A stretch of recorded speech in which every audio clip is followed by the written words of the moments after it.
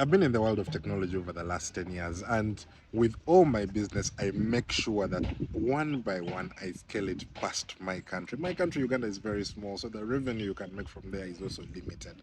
So, what I do is I make sure this business can work across Africa. So, in this video, what I'm going to share is what do I do in this journey as I'm scaling across the entire continent, because it's one of the most realistic guides across there. At least for I have done it on my own. So one thing I've learned as you're building this journey is you need to be a bit tactical. The truth is, sometimes what works in your country doesn't necessarily work the same way in other countries.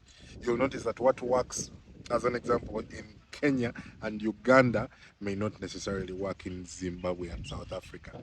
So as I'm scaling out, the first thing I do is I don't hurry to jump and be everywhere. Don't hurry and jump to be in Ethiopia and everywhere. Start with the regions you're most familiar with. As an example, from my case, I would start with Uganda, then extend to Kenya. The habits are the same, the cultures are the same, the payment methods are the same. So uh, then extend to Tanzania because the region is the same. Now, after you've expanded in that region, then now figure out how do I get to maybe the Southern African region as an example. Now, when you also go in South Africa, don't start everywhere. Choose one country. As an example, you could start with South Africa itself. Start with South Africa, begin to learn. Don't even hurry to add, to do many things. First, learn what payment options can I integrate that will facilitate me be able to receive money in my country, which you can use DuSuPay, by the way. It's a very good option. Or um, that's step number one. Then the first phase is not for you to hurry to scale. The first phase is for you to learn. So get to learn, how do I process my payments? How do I withdraw money? How do I market in those countries? Because like I said, it differs in each and every one of these regions. Our case scenario for Africa is really tough because we have 54 countries and each of these have different ways they operate. So now, once you do, and once you get familiar with South Africa, that's when you go to Zimbabwe. Every time you figure out, I'm just going to jump from here and operate in Europe and operate in Cyprus, you're going to know.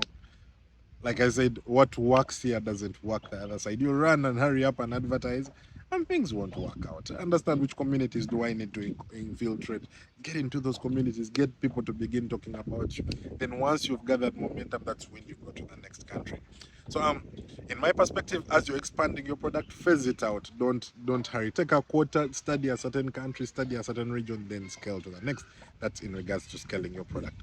The second thing you need to understand is the payment alternatives. So African options are a bit tough.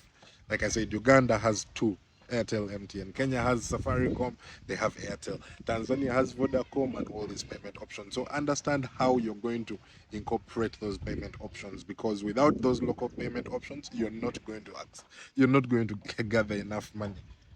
Yes, you can have the best platform with Visa working perfectly, but in Tanzania, Visa is not as powerful as Vodacom, M-Pesa. So have it integrated, and most importantly, have an avenue to be able to move that money from that country. As a case in point, just make sure your payment gateway facilitates not only the collection of payments, but as well as ability for you to withdraw money from that country. So that's the second logistic you need to take care of. Then in some case scenarios, you may also need a local presence. So as you're expanding in those countries, get to understand what does the legal system look like, what are the tax implications. So usually, as long as you have those three working hand in hand, you will be able to get through the product. Just customize it, tweak it a bit to accommodate for those regions. Number one, the payment options, make sure you have localized payment options and ability to withdraw money from those options into whatever country you're situated in.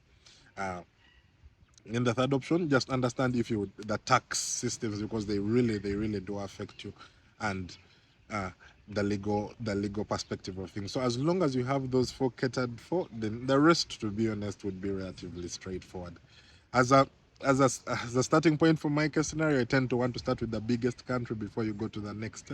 But in some scenarios, I'm also testing out. Start with a smaller country, such that, as an example, if you go in Southern Africa, start with Zimbabwe. First figure some things out, then scale up to South Africa when you're sure about it.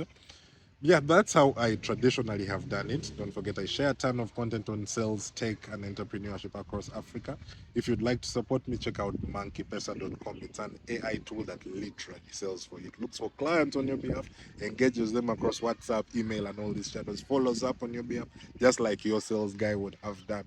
If you'd like to know about it, drop me a message and I'll guide you more on how it could be in position to help you. That's all from me today, folks. Bye bye.